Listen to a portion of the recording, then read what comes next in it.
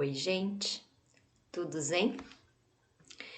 Então, hoje o tema é xamanismo, o caminho do guerreiro. Vamos lá? Roda a vinheta.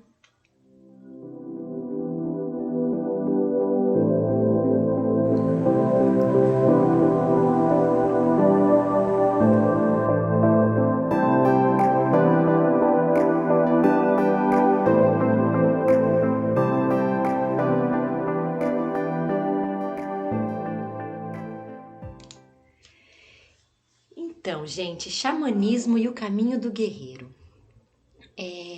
Hoje, em pleno século XXI, causado por uma pandemia, estamos entendendo algumas coisas que é preciso acontecer na nossa vida, né? Eu entendo que esse movimento da Terra de pedir esse socorro, de dar um tempo nesse consumismo desenfreado, vem mostrar pra gente com mais ênfase que é preciso se voltar para o que realmente importa. E o que realmente importa dentro de uma filosofia xamânica não é o ter, mas o ser. Então, quem eu sou quando me tiram tudo que eu tenho, né? E o caminho do guerreiro, ele vem mostrar pra gente, dentro dessa linhagem xamânica, que nós somos esse caminho, né? Que nós somos quem nós precisamos ser para viver nesse mundo de evolução individual, de evolução pessoal, e eu nem falo aqui, nem vou entrar na questão evolução espiritual, mas enquanto ser humano somente, tá? Não vou entrar nos detalhes de outros planos, outras verdades, mas para o nosso melhor viver dentro deste plano, desta terra, né, desse tempo em que nós estamos encarnados. Então, o xamanismo, ele é um conjunto de ensinamentos e filosofias indígenas que são baseados nas vivências, nas vidas, nas observações dos ciclos das tribos indígenas. Isso não vem de uma tribo indígena, isso não vem de uma única cultura indígena, mas isso vem de toda uma linguagem indígena que hoje é colocada como neo-xamanismo, que foi traduzida, não é contemplada a palavra, compilada, né?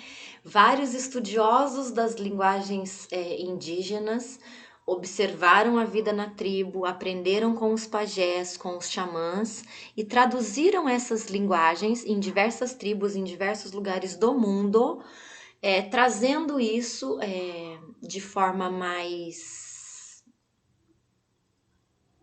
apolínea, de forma mais acadêmica, para que a gente tenha acesso a isso de forma terapêutica, de forma de estilo de vida, de forma a nos reconectar com a natureza, independente da nossa verdade, sendo ela indígena ou não.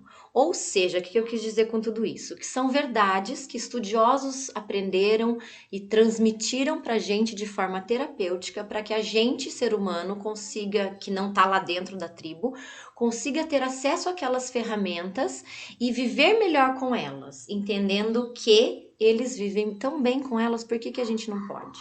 Né? Então vamos trazer essa cultura, é quase um aculturamento, né? Você se pega a cultura do outro e se apropria um pouquinho daquilo para você, dentro do que é a sua verdade, dentro do que é a sua vida, mas com aquelas filosofias, com aquelas práticas que te trazem um novo posicionamento diante da vida na sociedade civil, por assim dizer.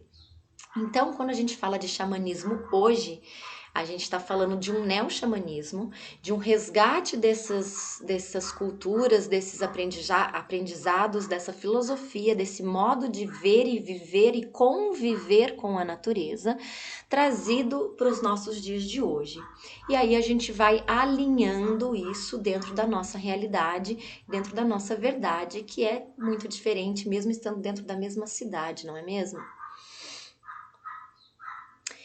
Então, dentro dessas filosofias xamânicas de hoje, a gente é muito conhecido o caminho do guerreiro. E o caminho do guerreiro consiste em quê, Tati? Em conhecer as 4 direções, né? Então nós temos o norte, que é a terra, o leste, que é o ar, o sul, que é o fogo, e o oeste, que é a água. São 4 direções com 4 elementos da natureza, com 4 arquétipos, né? Do xamã. Então tem o xamã guerreiro, o xamã visionário, o xamã curador e o xamã mestre. Cada um num elemento e cada um num ponto geográfico que dá força para o 5º elemento, que é o centro, né? Que é o éter, que é o nosso espírito.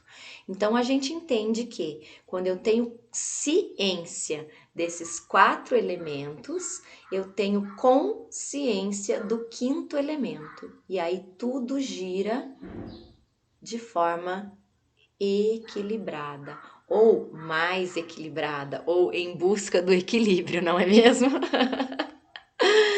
Então, o guerreiro urbano, como eu gosto de chamar, o guerreiro urbano por quê? Porque nós, enquanto consciência dessa energia guerreira, energia xamânica, a gente se apropria dessa energia, mas a gente continua no que é urbano, né? Infelizmente, eu ainda não posso viver lá na tribo, senão, enfim, né? Vamos lá.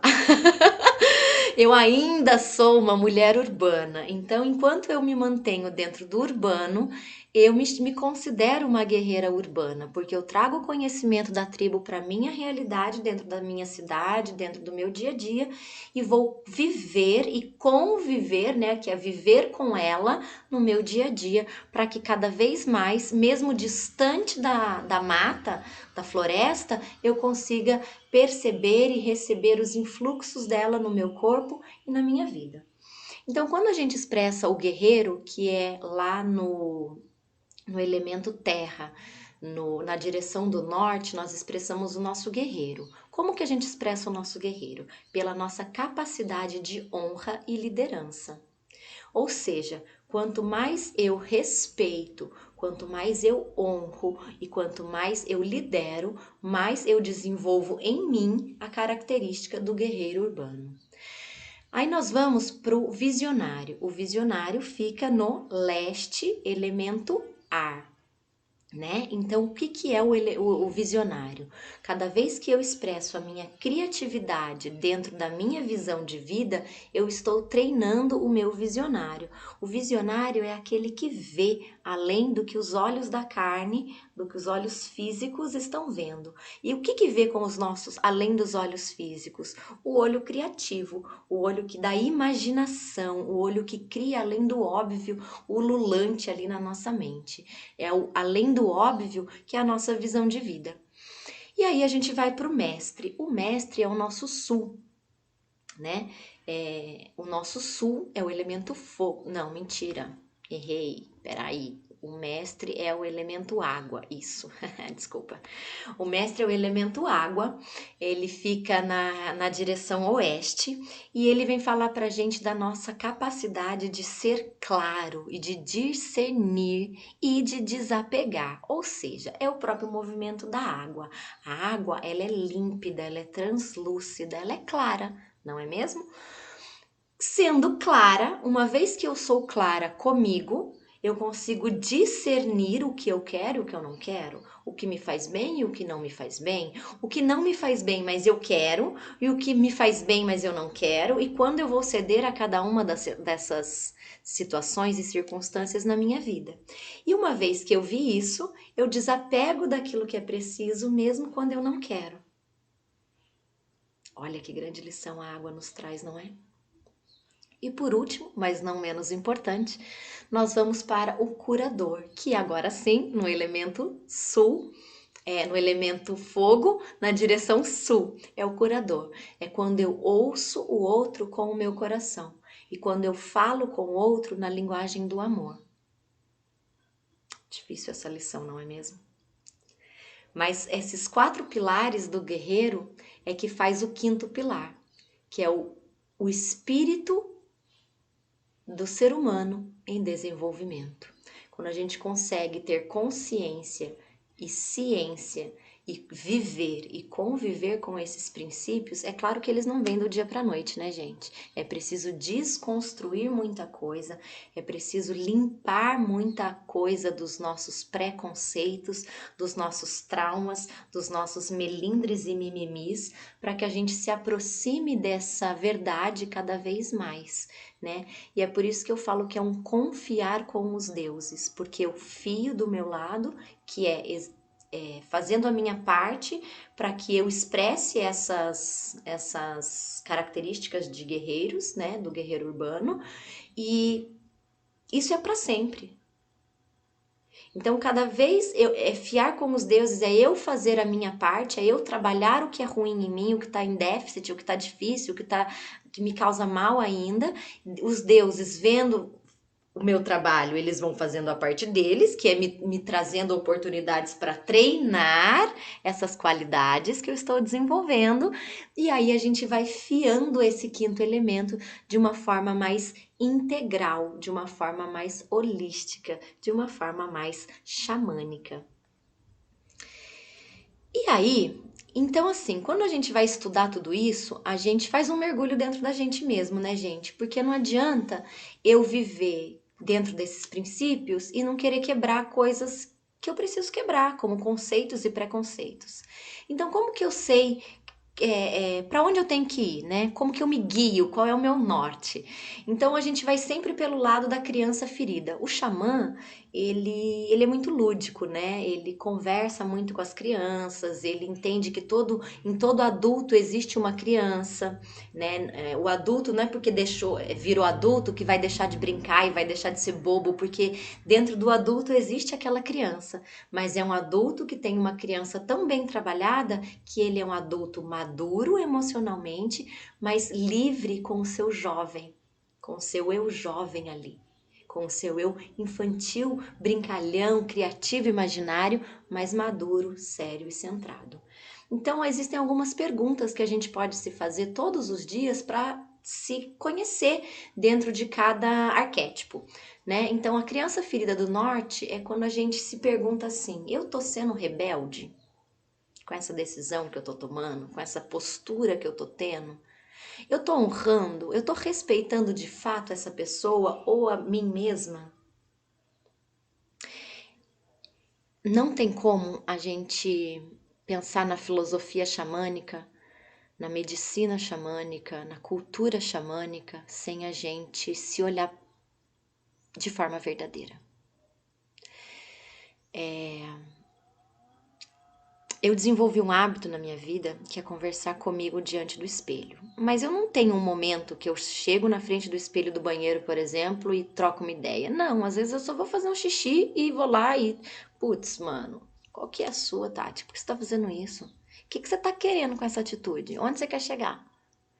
Lavo a mão e saio. Daqui a pouco me vem um insight, eu passo pelo banheiro, eu passo pelo espelho, eu volto. Acho que esse insight tem a ver com aquela pergunta, não tem? Então rola essa conversa comigo mesma. E não só na frente do espelho, né, gente? Eu já criei esse hábito de fazer isso em todos os momentos. Mas o espelho foi um start que me facilitou muito essa conversa, esse diálogo interno, né? Que é a conversa intrapessoal, que é a minha conversa comigo mesma. Né? E isso vai trazer uma maturidade emocional muito grande, porque eu acabo conhecendo os meus pensamentos e as minhas emoções e o porquê o que está causando aquilo e qual o efeito que aquilo tem sobre a minha vida, entende?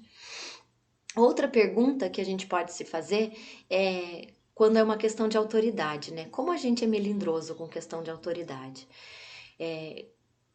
Como que eu lido com a autoridade? Como que você lida com a autoridade? Você entra em competição? Ou você sempre acata e é passivo? Ou você é revolte e não vou aceitar?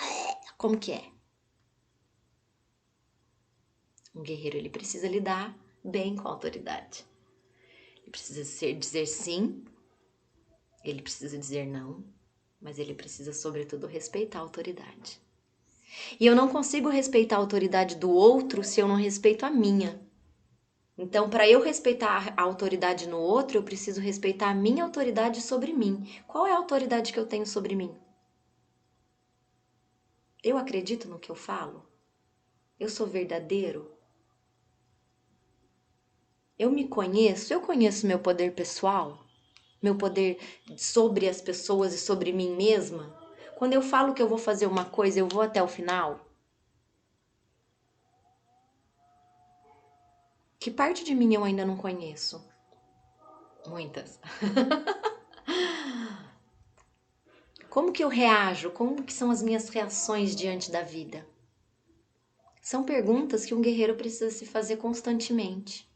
Num diálogo, numa briga, sei lá, nesse momento gravando uma palestra. Porque se eu não sei responder essas perguntas, eu não tô sendo o princípio do guerreiro, que é ser respeitoso, honroso e verdadeiro. Entende?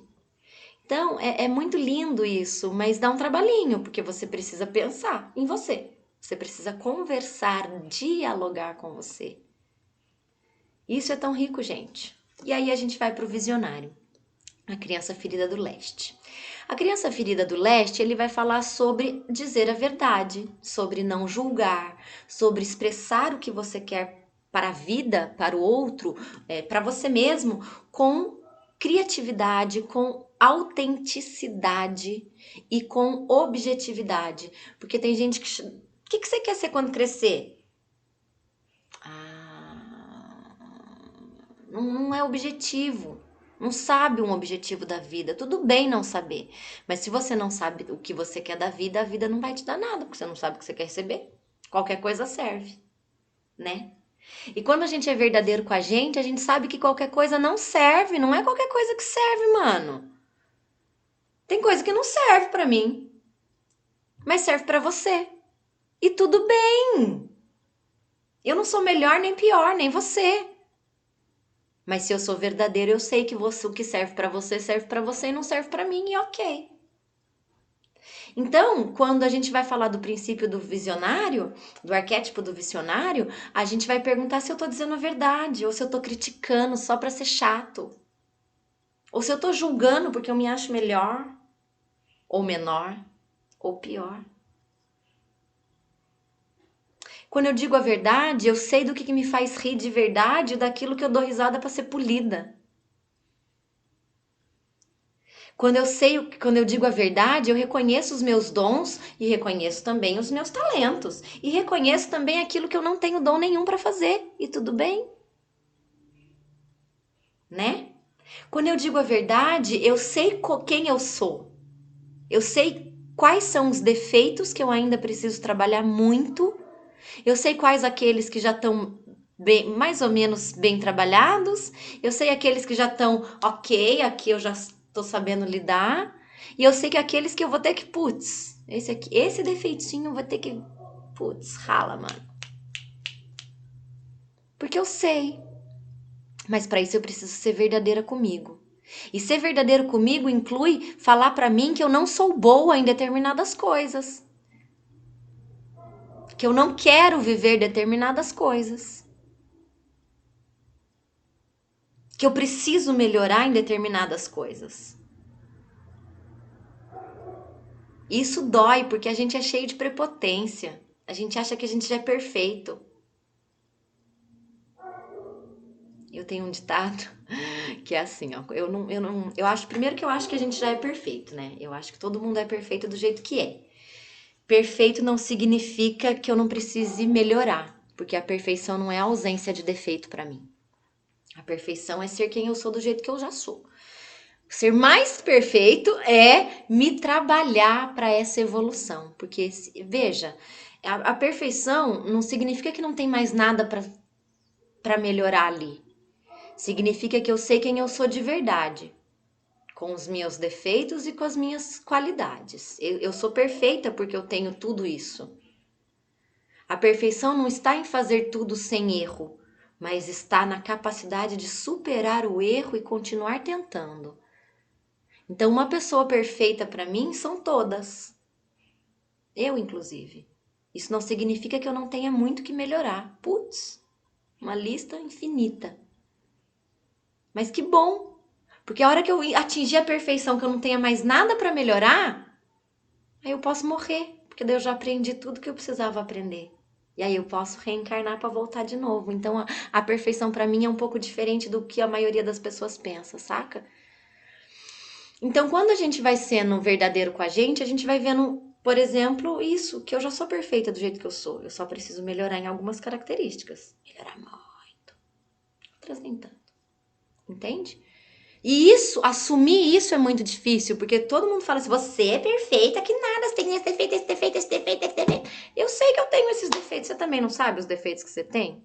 Só que isso não diminui a minha perfeição.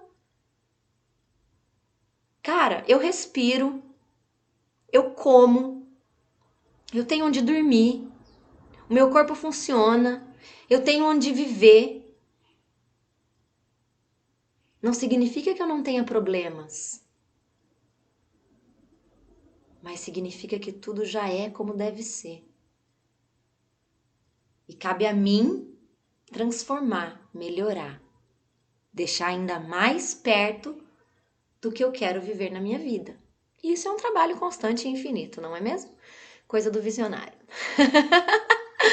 E aí nós vamos para a criança ferida do oeste, que é quando a gente está aberto às coisas que são incontroláveis, gente. Então, por exemplo, tá, Tati, então você falou que você tem consciência que você é perfeita. É, mas tem coisa que eu não controlo. Ser perfeita não é controlar tudo.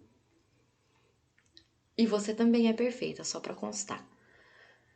Mas quando a gente tem consciência do tudo que a gente é, das qualidades e dos defeitos, a gente sabe que a gente é um inteiro. Que é só lapidar para chegar mais perto desse guerreiro ideal, que é consciente de tudo isso. Entende? Então, quando eu vou olhar para o que. Só que isso tudo tem fatores internos e externos. Coisas que eu controlo, então eu controlo o meu horário de dormir, por exemplo. Mas eu não controlo se meu corpo vai ficar doente ou não. Embora eu controle, porque se eu não me alimento bem, eu não durmo bem, não tem saúde. Então eu controlo. Mas eu não controlo, entende? Hoje eu queria que tivesse um sol lindo para estar gravando aqui. Tá um baita dia cinza. O dia tá perfeito ou não tá perfeito? O dia tá perfeito como ele tá. Porque ele é o melhor que ele pode ser. A minha expectativa é que não. Então eu não controlo o tempo. Então eu controlo a minha expectativa. Saca? Então quando a gente vai entrando na criança ferida do oeste, a gente vai fazendo esse tipo de pergunta. Com quem eu aprendi as coisas na minha vida?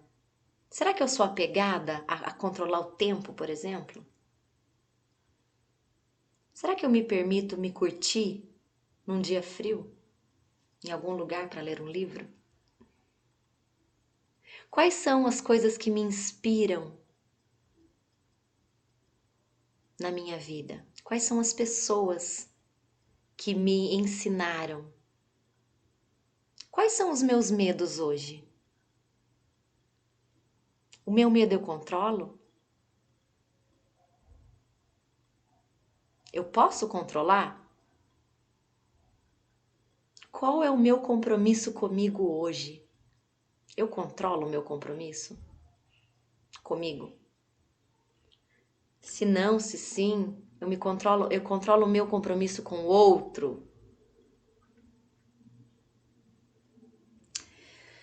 Quando a gente pensa em quem me ensinou, no que eu aprendi e como eu lido com isso, a gente entende a água, é um fluxo.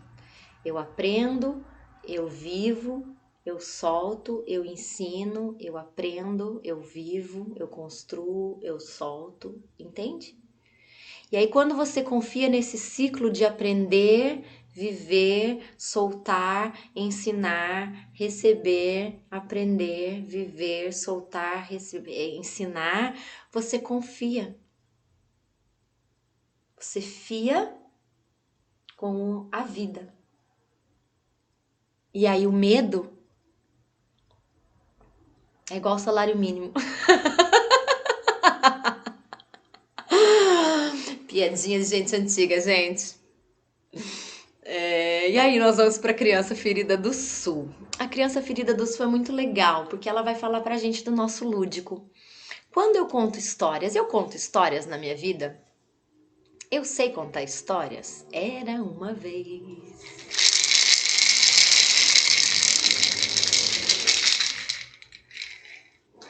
Como eu conto as histórias sobre mim?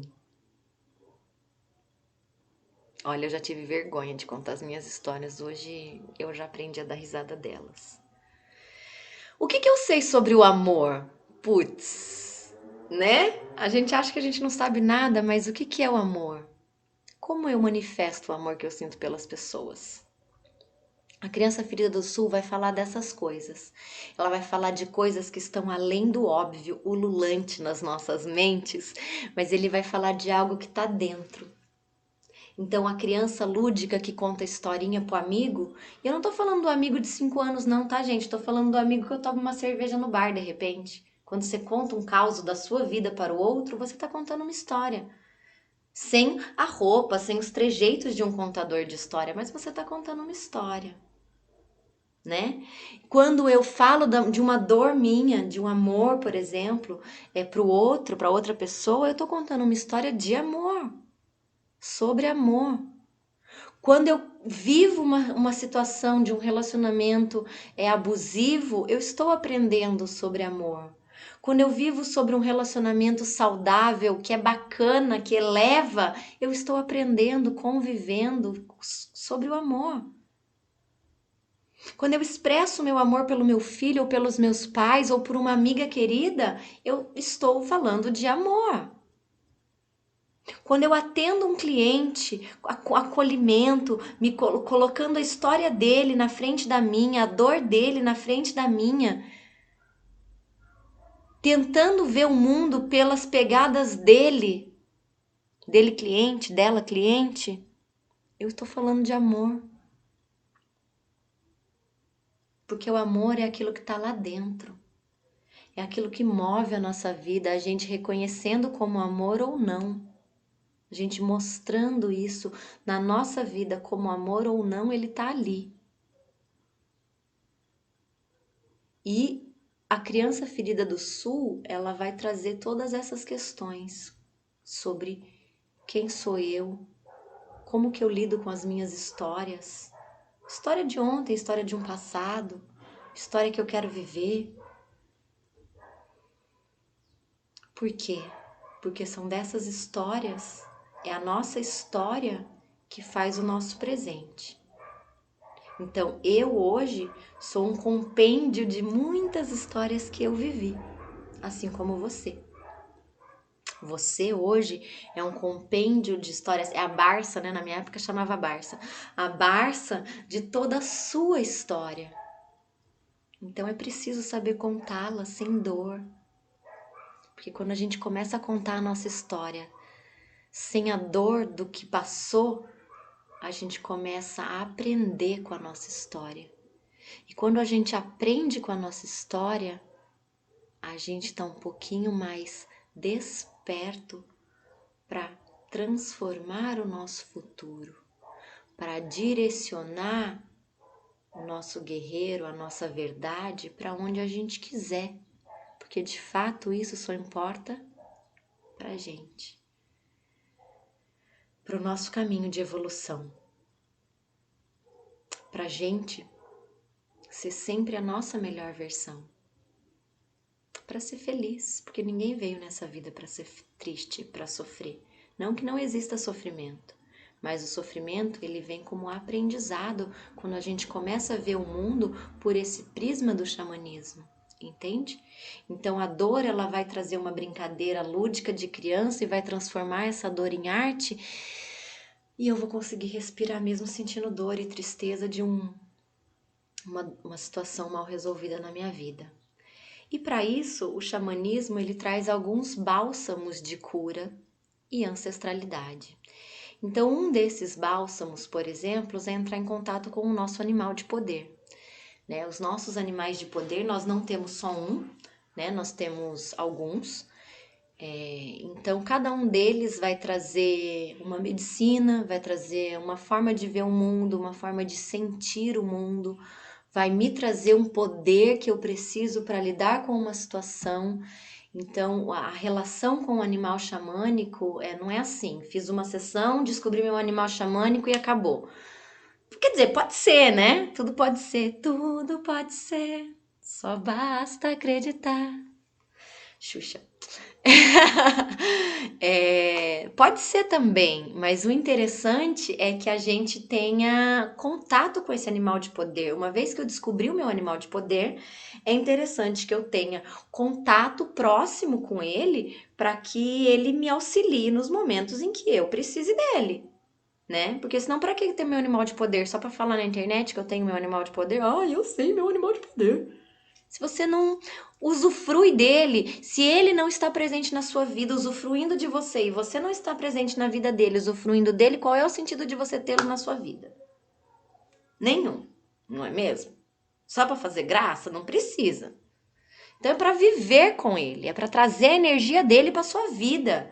É para você se fundir a esse animal de poder e aí sim ele vai fazer sentido na sua vida. Aí sim você vai entender qual que é a dele na sua vida. Mesmo porque os animais podem mudar ao longo da vida, né? Se você não estuda, se você não tem contato com eles, você não tá nem ligada no que tá acontecendo. Só tem para dizer que tem. Mas enfim, isso é um outro papo. Meditação ativa e passiva, porque quando a gente medita, a gente ganha espaço. E se eu ganho espaço, tudo fica mais fluido para se movimentar em prol daquilo que eu acredito e que eu quero. Junto com a meditação ativa, nós temos aí a dança, né? A dança meditativa. A dança, quando ela é meditativa, ela tem um efeito sensacional no corpo, sensacional na mente, sensacional nas emoções. Eu já fiz sessões de dança meditativa em que eu chorei. A hora que acabou, sabe assim? Tava levinha. Foi muito gostoso. Contação de história, que é isso, né? A gente aprender a lidar com as nossas histórias, com o nosso passado. E aí a gente consegue construir um futuro também mais leve, né? Sessão de acalento. Ai, a sessão de acalento é muito gostoso. A sessão de acalento é quando a gente se acarinha, né? É quando a gente se dá carinho, quando a gente se pega no colo e fala: vem aqui, vou fazer um chazinho pra você, vem cá, neném. Sabe assim? Porque a gente precisa fazer isso. Lembra que dentro desse corpo adulto, dessa mente adulta, dessa evolução toda que eu já vivi, existe ainda uma criança que quer um colo, que quer um carinho? E quem que vai dar esse carinho para essa criança? Eu. Quem que vai dar? Eu, né? Sou eu que quero receber, sou eu que tenho que dar para mim. Entende? Então o xamanismo, ele vai falar assim que o que eu quero receber do outro eu tenho que dar para mim. Porque senão eu cobro do outro uma coisa que quem tem que dar para mim sou eu.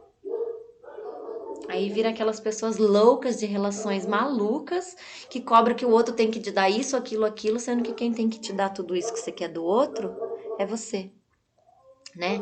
Então a gente vai falar das relações com a nossa natureza, como que a gente se relaciona com a natureza, como que a gente se relaciona com os nossos ancestrais, como que a gente se relaciona com com a nossa criatividade, como que a gente se relaciona com as ervas e chás e plantas. Você tem um mantra pessoal? Isso é importante para você sedimentar ali, para você decretar que você e você é aquilo que você está dizendo que você é. Porque, mais uma vez, palavra tem poder. Se eu falo, eu decreto. O Verbo se fez carne e habitou entre nós. Não é isso que está na Bíblia? Fica a dica aí, né? A roda de cura, o resgate de alma. Resgate de alma é uma técnica muito legal, extremamente profunda, que não pode ser feita sem um conhecimento profundo da técnica e da conexão do xamã, né, do terapeuta xamânico ou do xamã propriamente dito, se for melhor ainda, propriamente dito, com aquela pessoa, porque a gente vai adentrar num caminho em busca de um pedacinho da sua alma que ficou perdido no seu limbo, na sua história lá atrás. Então a gente vai resgatar isso, trazer, colocar no lugar, curar, né? E aí para isso precisa algumas práticas de preparação para a situação e algumas práticas pós, é quase como uma cirurgia espiritual que acontece. Então existem alguns bálsamos de cura dentro da cultura do xamã urbano, né, do guerreiro urbano, que vão nos reconectar de forma mais integral, de forma mais holística com a verdade da cidade, né? Com a verdade que a gente vive hoje, com a verdade do tempo, com a verdade do consumismo e tal. Mas quando a gente vai tendo essa consciência dessa verdade de quem nós somos e que nós somos pelo menos quatro dentro do caminho quatro, né? Mas é cinco. Quatro mais é cinco, entendeu, né? Porque são os elementos e o éter, então somos quatro pilares, mas o quinto que você vai se formando é neste plano, dentro desta cultura, né? Xamânica, urbana, né? O neo-xamanismo, a gente tem milhões de dobras, né? De multiplicações que esses caminhos vão trazer pra gente. Então, na verdade, quando a gente fala que são quatro caminhos, a gente está falando de uma linhagem que são quatro caminhos, porque são infinitas, né, gente? Quantas tribos indígenas existem no planeta, quantos tipos diferentes de cultura xamânica vai haver no mundo, né? Claro que a maioria delas tem os princípios dos elementos, né, das direções, que não são sempre essas que eu trouxe para vocês, tem outras culturas que têm as direções são diferentes, mas como a gente sabe, isso tudo é dentro de um grande guarda-chuva, né? Chamado xamanismo. E acho que é isso.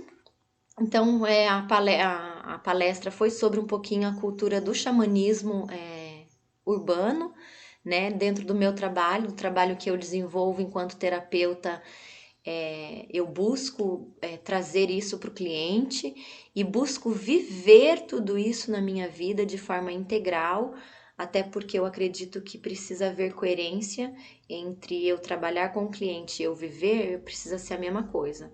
Precisa ser a mesma verdade, senão não tem liga, né? Não adianta eu falar para você uma coisa e ter uma postura de vida completamente oposta àquilo que eu prego. Para mim, isso é muito ruim. Então, eu busco vivenciar a cultura xamânica diariamente na minha vida, diariamente dentro das minhas relações, dentro da minha relação comigo, inclusive. E isso tudo só vem me deixar muito mais feliz, muito mais leve, muito mais inteira, porque eu entendo que eu não sou só um corpo físico. Então, se eu sou além desse corpo físico, é além desse corpo físico que eu preciso trabalhar também. Então, se eu tenho uma característica, por um exemplo, eu vou trazer uma característica minha de verdade, tá, gente? Todo mundo sempre diz que eu era uma pessoa que não tinha pavio, porque eu não tinha senso de humor. E realmente, assim, tem gente que tem pavio curto, né? Eu não tinha pavio, porque qualquer coisa que me falassem e eu me sentisse. Eu. Raios e trovões! Sabe assim? E desde que eu entrei em contato, né, com a minha cultura xamânica, fiz um curso de neo-xamanismo, comecei a vivenciar a cultura xamânica na minha vida, me aproximei de algumas tribos indígenas, uma delas na qual meu pai é pajé, inclusive, então houve uma fusão bastante grande assim na nossa vida com essa cultura. Eu venho tendo pavio. Hoje eu tenho bom humor, eu consigo fazer piada das minhas desgraças, eu consigo rir, eu consigo ridicularizar as minhas histórias. Não que. Foi um processo, né? Foi um processo. Não foi fácil, não foi assim, agora eu sou xamã e vou começar a rir de mim. Não, não é isso, né? É um processo de perdão, é um processo de encontrar esse éter, né? Esse espírito dentro desse corpo e para ele existir, alimentar os quatro guerreiros, né? Os quatro princípios do guerreiro urbano dentro de mim, desconstruir um monte de coisa para que esse espírito, para que esse éter xamânico, para que esse ser maior que habita este corpo pudesse aparecer e cada vez mais vir surgindo na minha vida e na vida de vocês também que estão aqui comigo me acompanhando. E é isso, gente. Eu espero que tenha sido muito gostoso para vocês ouvir, assim como foi para mim falar desse assunto maravilhoso. Se você gostou, curta, compartilha, se inscreve no canal e deixa a sua opinião para mim, tá bom? Vai ser uma delícia essa troca. Beijinho.